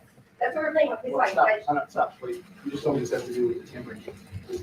No one's getting the death penalty for the tampering case. Yeah, but they want Ms. like, Bradley's testimony in the murder case is totally irrelevant. So they want let's go back. like, We're talking about the tampering case, we're talking about the. we are talking about the tampering, but they're also intermingled with each other. So it's life in prison. Okay, I got it. Respectfully, over to the defense objection, your new motion to take the deposition of Commissioner Travis and denied. So I'll take any appropriate order. I don't find that her Yeah, testimony. that was is relevant expected. in any way, shape, or form. It's not relevant to a homicide case, nor do I find that it's necessary under what's been followed for a tampering case. Hey, are they going to be tried together in September? Well, and in the latest hearing that we streamed first, one of the final things from the prosecution was they wanted to sever the cases a month and a half from trial. Information or what's required to prove it. Oh. Jury First, thank you to Derek for your super sticker. Thank you so much for your £4 super sticker, which is a hippo doing this or something. Thank you so much. Yeah, if they sever the cases, that would be good for the defense. I agree with that. instructions, but you're telling me you listed her as a witness, that means you have to take the lead, you're gonna call her as a witness, so you call her as a witness. That's where the question you want from the jury, it's your oath, but that doesn't mean anything. Next, number 5 is defendant's motion to strike. Judge, can I just ask for a finding of fact when you write that over, please? Everything that's stated on the record. All right. Defendant's motion to strike and or in the alternative response to the state of Florida's motion to allow former testimony of Felicia Holmes. So this kind of, and there's the same as 2 or 3. I mean, I have no idea if Felicia Holmes is in it. She testified. Let's justify the previous trial, Judge. We actually started to address this motion in the previous hearing on Judge Murphy. Ms. Allenstein actually put a stop to it because he brought the issue the court has brought up, which is, until she actually takes the stand, we're not, outside of the jury, we're not actually going to know what she's going to do. She has filed through her attorney a notice of her right to invoke her Fifth Amendment privilege. And I believe when she was in court, she was either going to say she was going to invoke her Fifth or say that she didn't remember. But I think what's going to end up happening, as Mr. Allenstein suggested in the previous hearing, once you get to her as a witness of trial, she'll be brought in outside the presence of the jury, and then we'll have to come up again where. So you want me to defer on this until we have a proffer from her? Correct. Okay. Is there anything else you want to tell me about your motion to strike, or the alternative you want me to consider it as a response? I wouldn't If the consider, state does at some point ask to allow her former testimony, which I guess you're not asking at this point. We obviously anticipate her invoking or saying she has no memory, but until it actually happens, I mean, she might not show up, which is another issue, which we might then saw. she's on a bracelet, but she can show up for the other lesson. Okay. Right, but until we reach that point. Anything else you Yeah, want to Judge, tell me? they filed this motion, I'd like to work in my motion strike. Actually, Ms. Bradley filed it, they incorporated it, they have not withdrawn it, so it's their intentions to move forward. Mr. Griffith is correct, she does have to show up here and testify. That's why I put that email there that Ms. Bradley sent. And if you actually look at the response that Ms. Buckley was supposed to turn over all these emails, she never included that email conveniently. But that email is sent the day before this motion is filed, saying what? I've done all the research, and from my research, it shows that Ms. Holmes would have to show up to court and plead the Fifth. I'll file the motion if she shows up to court and pleads the Fifth, and then she doesn't have to come back here anymore. I find it disingenuous and unethical for the state attorney to be advising a witness to plead the fifth on the stand, much less how, advising them how to testify whatsoever. Didn't she have her own lawyer? She has her own lawyer, Mr. Barris. You're not, I'm certainly not giving her any advice. But that is Ms. Bradley. Ms. Bradley, Telling no longer Ms. giving her any advice. Barris, so you are moving forward on her motion. So that is Ms. Bradley telling Mr. Barris that your client needs to show up and plead the fifth. So now Mr. Griffiths is saying, oh, we are going to move forward, but she needs to show up and she needs to plead the fifth. If it's his intention and he knows that she's going to plead the fifth, it's not proper to bring that up in trial or in front of the jury. well, I agree. I mean, that won't happen for us. If I don't remember it on my own accord, I'm sure you all will remind me, and I'll send the jury out. We'll bring her in outside the presence of the jury for her to oath. So what it sounds like is this is actually agreeing judges. They're not going to be moving forward their motion to have her be unavailable. They have plan on having her come to court. So I move this right to motion because it seems that's what they're saying themselves. I'll defer on your motion at this point. It's not very organized. It was remain pending. We'll do it properly with Ms. Bones at the appropriate time. I'll decide argue. Whatever they want to argue, you can take from there. Maybe to just decide on everyone's question. Okay, number 6, motion for scheduling order. So I read this, and I also did review again 3.220 subsection H, the discovery deposition. And I quote, a party taking the deposition shall give reasonable written notice to each other party to make a good faith effort to coordinate the date, time, and location of the deposition to accommodate the schedules of other parties and the witnesses to be deposed. The notice shall state the time and the location where the deposition is to be taken, the name of each person to be examined, and a certificate of counsel that a good faith effort was made to coordinate the deposition schedule. So at the end of the day, I consider this more of a professional courtesy. If the parties want to be courteous to each other, that's always preferred, I guess. Yeah, they are kind of past that one. You don't have to wait for one state attorney to tell you, set the deadline. Mr. Devins has now been in custody for 2,202 days, okay? And if one state attorney is not available, maybe one of the other 2 assigned to this case can stand in, and if all 3 are not available, maybe one of the other 150 state attorneys upstairs can be able to sit in, but you don't have to wait on that. So, Thank you so much. Judge. I mean, Just so you're clear, you're not advising Ms. Liberty, you can allow them to set the motion. no, it's not you, matter. She can coordinate. If I'm getting, I read the motion. She says she's, I mean, I have one state attorney who can tell me he's working 1 day a week here. Is that right? So that's 80% of the time is off the table, and it's being told that I can't show these depots, I won't do it. You don't have to wait. Set the depots, subpoena the witnesses. If someone doesn't answer subpoena, file the appropriate motion, and I'll conduct an direct criminal contempt proceeding. But it's time to move forward. We are moving forward, Judge, but we also, the other issue it's been is that Ms. Liberty must properly coordinate and must properly notice the state. This is a return, I know, Mr. I just read the rule. She doesn't have to coordinate anything. She has to make a good faith effort. Right, she has to make an effort. She has to put a certificate on the bottom that says, so I tried, they told me no. So what has happened in the past is that she has asked for dates, we provide dates, and then she schedules dates our times outside of them. Judge, he's actually lying to the court right now. I sent out every email. Please, stop. She's gonna set it up. She has to put the certificate of good faith. You all feel that that has been submitted in error, you file the appropriate motion, and then what would be a wonderful use of this court's time is I'll have a hearing with 6 lawyers, 7 lawyers, because you all can't set that. So in case I'm not making my feelings on this point clear, I'm not prejudging anything, but talking to a judge about trying to agree to set depots and the death penalty is absurd. And I'm embarrassed for both sides. I'm embarrassed. The motion for scheduling order is denied. You don't need a scheduling order. Set your depot. I'll enter the appropriate written order. Next, number 7. Remember, this was just 8 days after the previous one we watched, where the judge was quite snappy against the defense. Here he is turning around. Defendant's third motion to control the forensic images of the cell phones belonging to Christopher Thomas and Anthony Williams. I read this motion. So, State, let me start with you on this. Do you have anything from the cell phone downloads of Christopher Thomas and Anthony Williams that has not been turned over to the defense at this point? Judge, again, this one is Ms. Buckley's purview, so she filed a written response back on. Sorry, May 20th of 2024. I think the issue that Ms. Buckley had, and I'm probably going to be speaking on the turn on this one, is that there are contents of the phones that are not relevant to the case. And so some items have been turned over, but not all the items. I am not, this is one where I am lacking knowledge. That's okay. The state doesn't get to decide what's relevant. It's not relevant. These are the homicide cases, right? Yes. Just turn over everything down. Judge, I can tell you, I'm so part of it. It's not necessarily we have to turn it over, we have to make it available for inspection. We Yes. get on number of dates, we Okay. scheduled that, we told them they can come again. There were multiple days when we sat there, waited for their investigator, came out late. She's like, yeah, so I would have. I was the one who's personally there that day with him and our investigator. We continue. Anytime they want to come see it, we have had an investigator from our office, a computer, and their investigator there. It's something where they can just stick a thumb drive in and download what you got, and that's it? Make a copy of it? No, Your Honor. So if we Why hold can't they do that? As Mr. Griffin said, Ms. Buck was the one who most knowledge of all the contents of the phone, and that's why it's all discussed in her response. But regardless, it takes obligations to make it available. Yeah. So they are trying to force the defense. We will be there. And here's the thing. Here's why I believe they are still monitoring Raven Liberty, because they have an uncanny ability to book dates they know she's busy. Uncanny. That is why I believe they are still monitoring Raven Liberty's data. And you can see the judge is getting really, really sick of the prosecution. Available and continue to anytime they want to But they schedule. available, one of the things they available for is to copy it. They're allowed If to it's copy available to be copied. Ms. Buckley, and that's why it is one of the motions we said that she would be prepared to argue, is of the opinion that she it. You filed. already went to trial. You already went to trial? And it was You already went to okay. trial. Yes. This is the decedent's cell phone. Okay, over the state's objection, this motion is granted in full.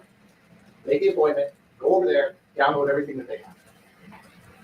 I'll go about the drive to you. Look, that they have to copy. Yeah, you have to do it. That's what the rule says. Available for copy inspection, so it's available for copy, so go copy. This is what my suggestion, because it's a solid right download, if they wanted to copy it, now I can have my expert come and do an actual rip of the phone then. Can I do And they can write it down, They so digital can just copy what you want. Don't you all have a Right, copy? there are some that, but as she suggested, she wants her expert, we can absolutely do it right, we can really set up a point with BSO Digital Forensics, and they do a download with them that Or covers they it. don't give me their download, I don't understand where I, for the now, the first time have to go to their office, to make download, I never. They usually say, bring us a drive and we'll download it for you. What do you want? Which is your preference? I will get my expert to do our own download Okay. of the phone, so where, we need the parameters though, so when, There's no where. parameters, just make an appointment. Listen, I'm not gonna make appointments. Okay, If you all can't work that out, I don't know what to tell you. Okay, go appeal before DCA and say, we can't make appointments and treat each other like civilized human beings when we have to come over and download. You get to download. And I just wanted to be clear on the state's response that Ms. Buckley filed, she really wanted to argue that we're, fair argue does, in there numerous times, cite how that would be a departure from the central requirements of the law based on all of the 10 pages that she filed, so. Listen, I understand. I understand. I agree with you. It's a capital case. Again, I'm not stupid. It's a capital case. She's gonna download it. That's the rule. Last, number 8. The motion, no, Mr. Eaglesy, this is your motion. Yes, sir. I did read your motion. What else do you want to tell me? I will rest on the motion other than to say to the court that under the rules, since it's related to the murder case, they are obligated to give it to us. And I think the court ruled that since defense counsel has not been charged or defended in the case, and they had this information for over a year, and nothing's been done, that it does not qualify as an ongoing investigation. In addition to that, that they are obligated and they cannot hide behind the open investigation provision when it deals with information on charges against. Yeah, they did get the information on the phone, the download. And they indicated that the tampering case is somewhat going to be used in the murder case, as I think they said, consciousness of guilt. Furthermore, I know the court has told us to talk to Mr. Denton concerning the potential conflict, and they have alluded to the conflict today. He doesn't know how to make that decision because he doesn't have sufficient information to determine whether or not he wants to keep Ms. Liberty or any of us on the case because of this pending, so-called pending investigation. I mean, it's now over a year. It's more like 14 months that they've sat on this information. So, state, listen, for the most part, I agree with what Mr. Eaglesy just said. You have a continuing obligation, so you agree anything that comes from any source that is relevant to the charges against Mr. Evans, you gotta turn that over, right? Before we, yes, sir, there's an ongoing obligation for things relevant to his homicide or to his open tampering charge that would be turned over. Having said that, Judge, we weren't noticed for this particular motion today, and we'd rather have a full response. The notice says motion to compel. We didn't actually receive this with this Liberty's pleadings. This one actually came separately, and we only received it, I think it was 2 days ago. 2/14 it was filed. And I honestly, it says motion to compel. Ms. Liberty's filed so many that we were unaware that this was going to be hard to get. There are 3 prosecutors for the state on this particular case. They have 150 more. And he claimed this is the 19th. It was filed the 14th over the weekend, I believe. And he acts surprised. It's so stupid that he can stand there and, in my opinion, lie in the face of this judge. Let me hold on that. Here's the last paragraph. Here's Ms. Davis. Affidavits, search warrants, police reports, the name of any witnesses, and all witness statements related to the Apple iCloud account belonging to Raven. Before I ask you anything, all this stuff belongs to Ms. Liberty. And she asked Apple to just give her a copy. I believe her lawyer did write a letter asking for the return of all, and they said they're giving them They're not gonna give her her own thing. nothing. So let me just, Here's the thing with what they have done with her account is a forensic download. What we see on Apple iCloud is the front end of the store. They got the back end of the store as well. So yeah, no, she can't just go into her Apple iCloud account. What information do I have? She needs to see when was it downloaded, which parts were downloaded, how much was everything of that. But that has to come from the state, not from Apple iCloud, because they can't write a search warrant to Apple saying you need to turn this over to the defense. No, the defense has to get this from discovery. And I think here the judge is a little bit confused on what is available for the customer and what's actually available via a search warrant. You asked for it, I they told you no. did actually email, because when they let me know about this warrant, they give you an email that you can address to them. So I sent them an email. They said, hey, we told you, you have to contact the Broward Sheriff's Office to get anything done. So Apple won't give you your own stuff. they said Broward Sheriff's Office. Apple then did sit with me. I went through it. I have access to the iCloud and everything. Well, they will not give me the return of what they got. Did you have access to the iCloud that has all your stuff on? Of course, but it's just my iPhone. Well, then that- It doesn't matter.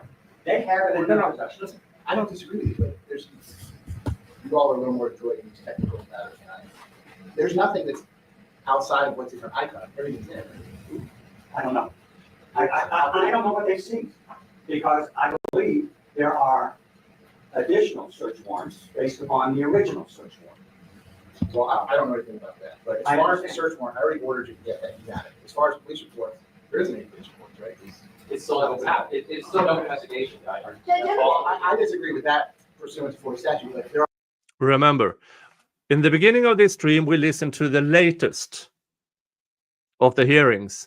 They still have not even handed over the affidavits to the judge 5 months later. This is from February 19th, 2025. We are now at July 16th.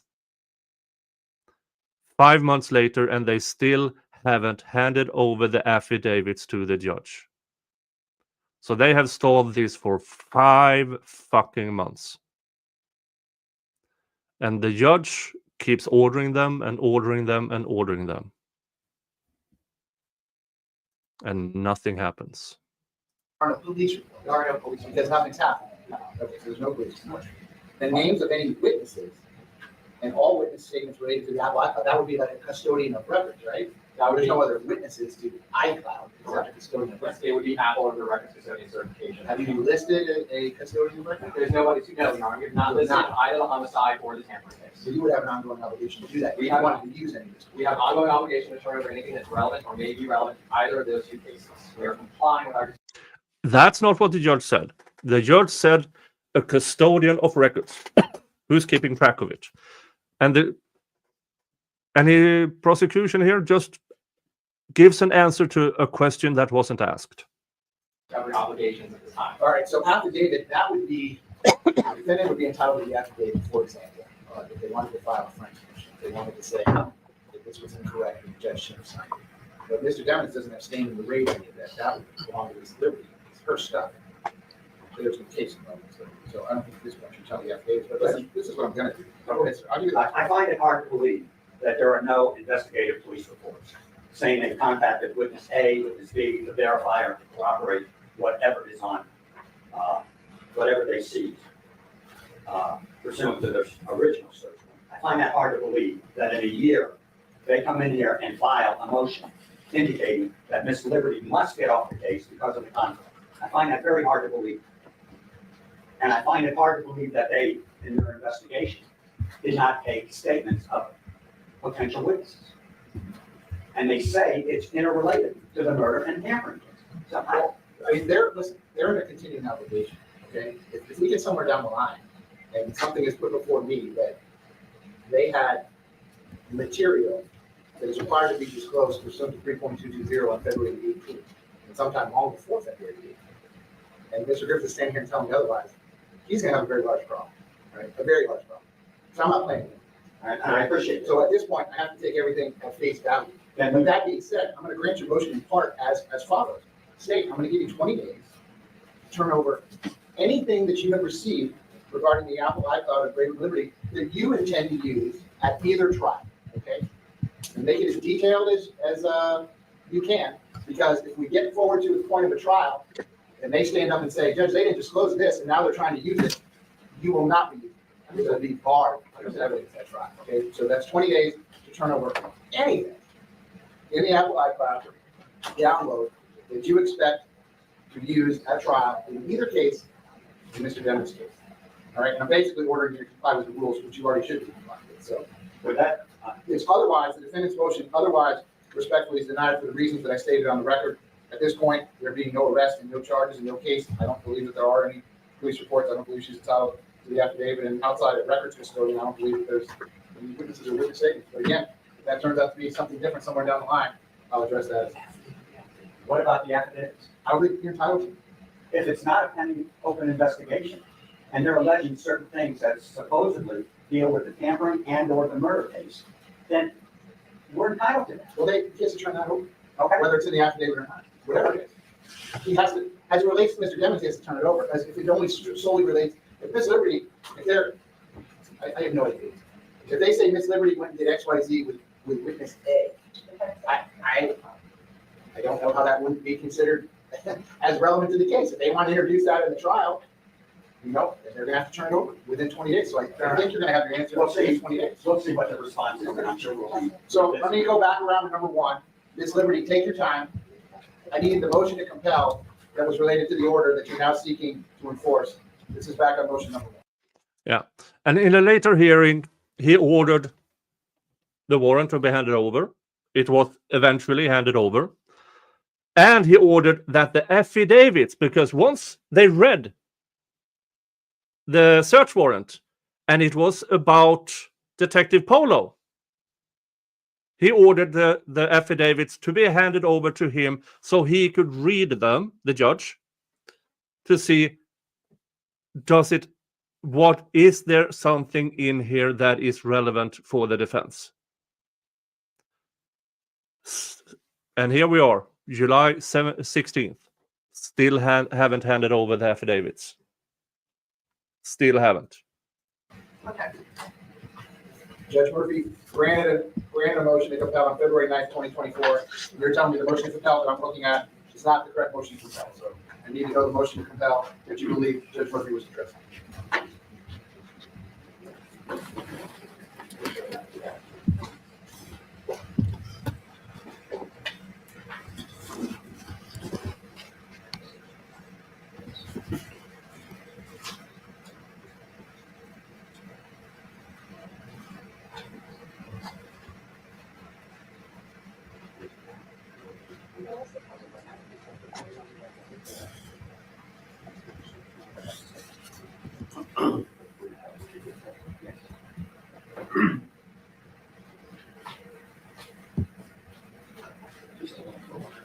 She's still.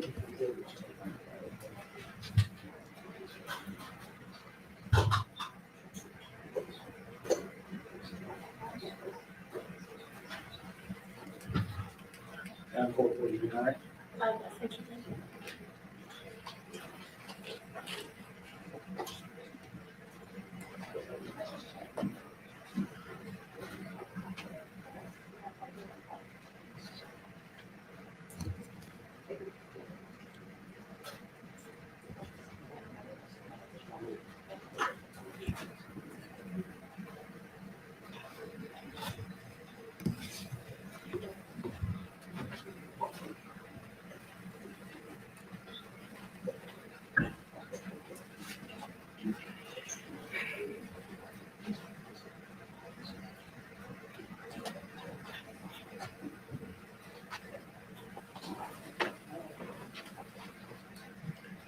So docket entry 71 and 70, Judge?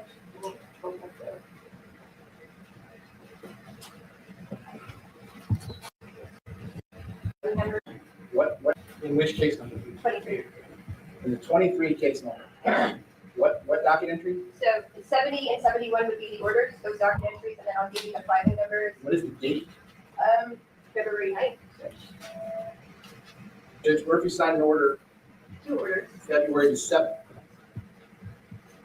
Yes, he did.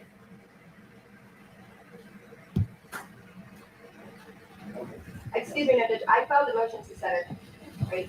He filed orders on the 9th, docket entry 70 and 71.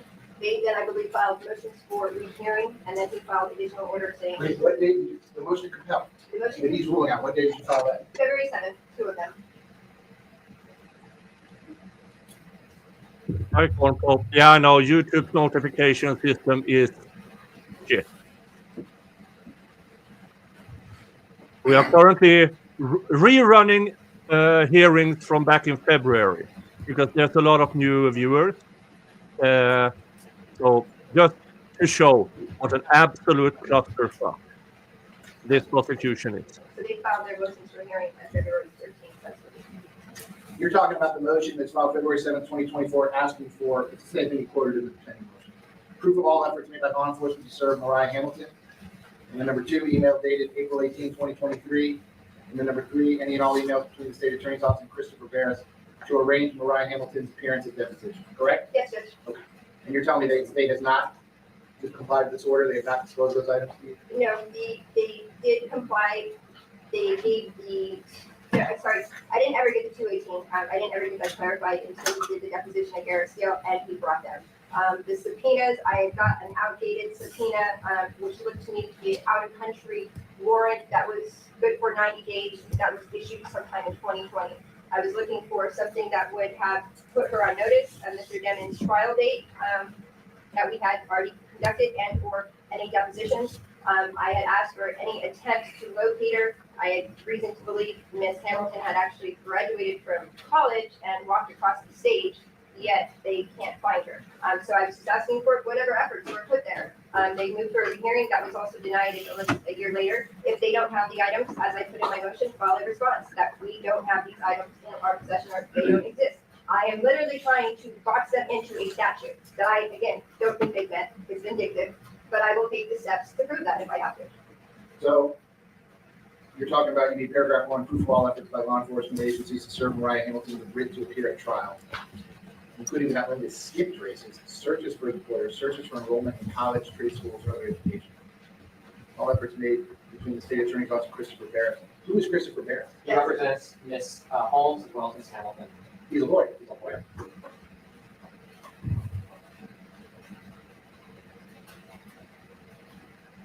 Okay, well, regardless of what I think of this motion, there's Murphy granted it, so. Objection, turn this into. Judge, we have, and SIG also filed a response on February 9th, 2025. And the court received it. February 9th, 2025, which case number? It was filed yesterday. It was filed yesterday, I'm sorry, the date on the notice says February 9th. It was filed yesterday. It was filed on case number 19-1872 CFNA. So I didn't receive it, Judge. Oh, I was I haven't seen it. checking my email. So you want me to pause on this one since all these filings are just coming in, and in the interim, maybe you all can kind of resolve this between yourselves. It doesn't seem very complicated. Remember when the prosecution complained like motherfuckers about, oh, they sent this yesterday? No, it was the 14th. Yeah, a few days ago, and we haven't had time to look through it. And what do they do? they file it the same fucking, they say file their response the same fucking morning as this hearing. Playing games all the time. It's not good. So, Ms. Liberty, you want to take this one pending? I'll defer on, I'll take no action today, it'll remain pending for our next hearing on all pending motions. You want to do it that way? Yes, good, Chair. Okay, so that's all the matters that were noticed for today. I'll sign all the orders momentarily. State, anything else that you need me to do regarding Mr. Jennings? I'm really excited on it. Do you want to address Fridays during the court when you have a moment then? Fridays here. What's that? Mr. Barris set a hearing for Ms. Hamilton this Friday. Unfortunately, Ms. Buckley is out, Ms. Collins is out, and I have a conflict, so we're just asking the court to set it next Friday. I mean, what is this, under emergency motion? The emergency motion for monitoring. We just have a conflict. Your JA said it without, You object, right? yes. Okay, I got it. State object. So just, your request respectfully, and I just have someone to be here. I'm well aware of the state's position. You object. State, anything? Yeah, they try to get out of the next hearing. He says he has a conflict.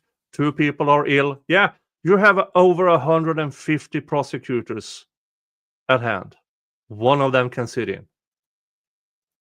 Nothing today, Your Honor. Okay. Defense, anything else you need me to do for Mr. Demets today? Your Honor, if I may. Sure. I'm a great fan of motions and limits, and I've been practicing way too long, as my wife tells me. Every judge I've been in front of handles them differently, and all I'm asking from the court is, how do you handle it? I file motions in limine before the trial, not only because I'm always knowing that whenever the ruling is on a motion in limine, it can change because of what happens during the trial, and it may open the door to something that had been in motion in limine and been told that it can't, but I understand that. So one of the purposes of the motion in limine is also so that nothing is said in opening statement to the jurors, so that in case this evidence does not come in, they have not been prejudiced because they've now heard an opening statement. You're going to hear A, B, and C, and then when the time of trial comes up and the testimony is objected to and it doesn't come in, and therefore we have a mistrial, we have comments supporting the evidence. So all I'm asking the court is, do you not want to hear any of the motions in limine until the time of trial when the evidence is coming in, or can we do it pre-jury selection and get a preliminary ruling from the court where your rulings would be, it's not coming in or it is coming in, always subject to what the testimony may be? I don't have any policy, okay, on these specific things. File whatever you want. I'm happy to give you a hearing on whatever you want, but, my experience is that most of these motion limines are based on here's what the lawyers think the witnesses are going to say when they come to court. And the only thing that is consistent in every trial is whatever the lawyers think the witnesses are going to say when they come in here in the court, it's not what they say. So I don't know what the evidence. I'm talking more of a situation where the state wants to bring in evidence of what happened during the Civil War. I'm being absurd right now. I'm just saying that it has no bearing on the trial whatsoever. But they, for some reason, want to bring in what happened at the Battle of Antietam. I would find that to be not right. And that would be something that would be subject to a motion in limine. We would have to wait until the middle of trial because that would be something that the court on its own prior to trial could make that ruling. So that's what I'm saying. I'm asking on things like that where we're not waiting to see whether it's open. Can we file this motion? Sure. File whatever you want. Again, best practice would probably be you all talk to each other about it. It's a lot of talking. We don't come to a lot of I resolution. guess that's not how things are going to go. So yeah, file whatever you need, and I'll set it for you, and I'll give you hearings on it. Defense, anything else I can do for you? I have an odd request, Judge, Yes, if you would entertain me, Yes, because it's out of the box today. In light of these allegations that I'm, I guess, trying to murder or take a hit out on Danny Polo, it's came to my attention that Danny Polo might be suffering from some type of mental illness at this point. We heard in the last trial, he thought somebody had a hit out on him. He applied to the court, he found out he had pictures out there in the public domain. And now, 2 years later, I'm being accused of trying to kill Danny Polo. I don't know exactly, because I don't know the affidavit, but it's a homicide, and it's Danny Polo's picture, and I'm directing the activity. I think at this point, Mr. Polo is in need of an evaluation to determine if he even has the capacity to sit and testify in this case or any other case, because he has some type of paranoia about being murdered at this point. That's where he's going at a defense attorney, saying a defense attorney is trying to murder him now. Because that is the premise of this so-called investigation, is I'm trying to kill Danny Polo. That's the witness that they're saying I'm tampering with, because he was impeached, not once, but twice. Okay, the request is that we undergo each psych evaluation before we go on to testify further in this case. I think, because I don't understand the ordinance motion, but I think you're talking about challenging the competency of the witness, correct?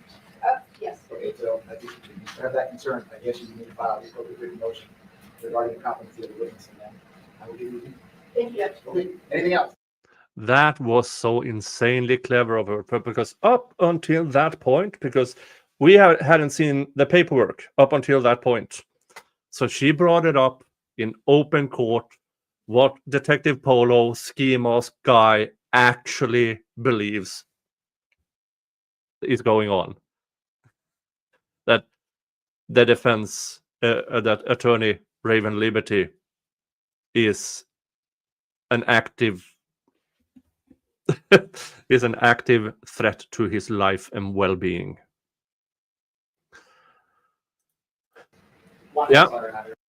Yeah, this case has everything. Not a shit judge like in the YSL Rico. They have a decent judge here, but it's the same gameplay from the prosecution. Yes. Ms. Buckley was requesting court previous into the order about including these cases being heard on Zoom. Ms. Buckley was asking if you would expand that order level to allow her only to appear on Zoom. I would be happy to allow all the orders to appear on Zoom, but based on what happened, which is the cost me to enter that order. What I think I would need to know, because all your names are out there in public domain. She's just asking for Fein, for the hearing of Mr. Barris as to Sure. that Ryan Hamilton motion. But even going forward, the court can limit people who come in and can only just allow her in, forbid everyone else from coming in. I completely agree with you, but based on the creative nature of the viewing public out there, if I get 7 or 8 or 9 people that all sign in on the same name, then I'm not quite sure how you want to handle it. Well, we can verify which account Ms. Buckley actually is. Yes, I'm happy to have orders. I'm supposed to do that. I entered the order that I entered because of the reasons that I put in the order. No, It's the only case I've ever had to do. right. Which is and it's the only reason we're asking now. We were fine up here in person, obviously with No problem. our ongoing issues. Maybe off the record, like the parties want to talk to each other, agree to each other on some code names that you want to use, and only you all will know that. Then I'll let those names in to the Zoom meeting, and that'll be it. But that will require you all to talk to each other and agree on something. So maybe we can move the wheels on the wagon. There's a lot of talking. There's just not a lot of recording. Okay, understood. All right, so Mr. Demings will remain separate trial, September the 10th at 9 o'clock. It sounds like I will see all of you next Friday, or a couple Fridays down the line, March 7th. Or is it next Friday or this Friday? This Friday This is Friday, Mr. regarding this Hamilton's motion. Do you all want me to set, let me ask you first, do you want me to set another hearing for all 3 motions at some point? The ones that we have, we're not prepared to go forward on this time. So Yeah, this is just scheduling, and there were a bunch of hearings this spring. Now we're almost 2 hours in. Now you know what a clusterfuck this is. Or at least you have an inkling about the clusterfuck in a case that is quite strong. But it doesn't matter if the evidence are strong or not. If a prosecution are playing these games, it doesn't matter what the crime is. If it's petty theft or double murder, if they break the rules, the case should be thrown out, in my opinion.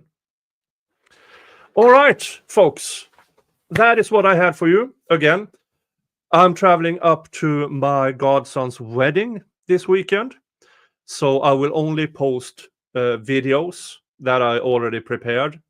Thursday, Friday, Saturday, maybe Sunday. So you will have something to watch here. And for me to keep the YouTube algorithm happy. But everybody, thank you for being here. Oh, first. Thank you to Gwendolyn for being a member for 7 months. Your continuous support is valuable. Thank you to Atheist Ant for your $10 super chat. Thank you to eBay Warhol for your $5 super chat. Thank you to DSN for your $10 super chat. And thank you to Derek Crosson for your £4 super sticker. That is all I had from me and Mr. Jingles. Have a good one. And remember to hug your family. Unless your family's shit, then fuck them and give your love to the people who deserve it. Okay? Have a good one. Bye-bye.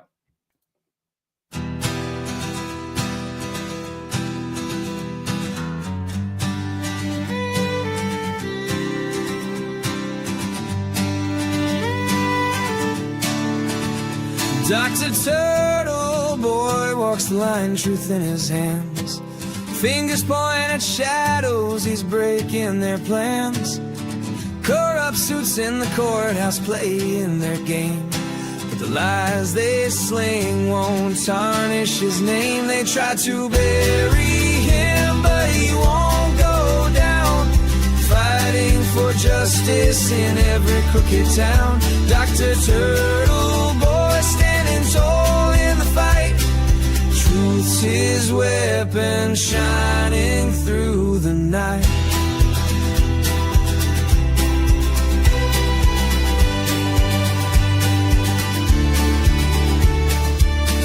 Bogus charges flying, but they can't stick. He's cutting through the darkness, sharp and quick.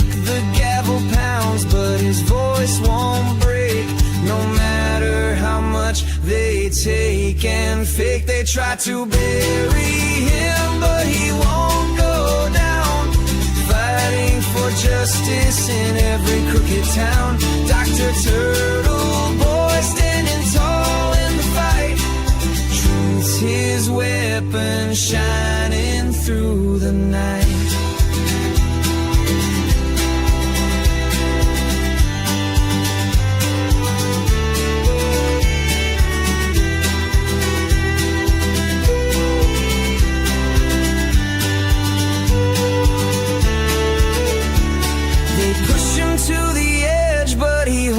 His ground in the face of their lies, his courage resounds. For every false word there's a lie he ignites. A warrior for truth under courthouse lights. He's been bruised but he won't lose the war, kicking down the gates of corruption's door. Dr. Turtle Boy still chasing the sun. The fight's far from over, but he's never done.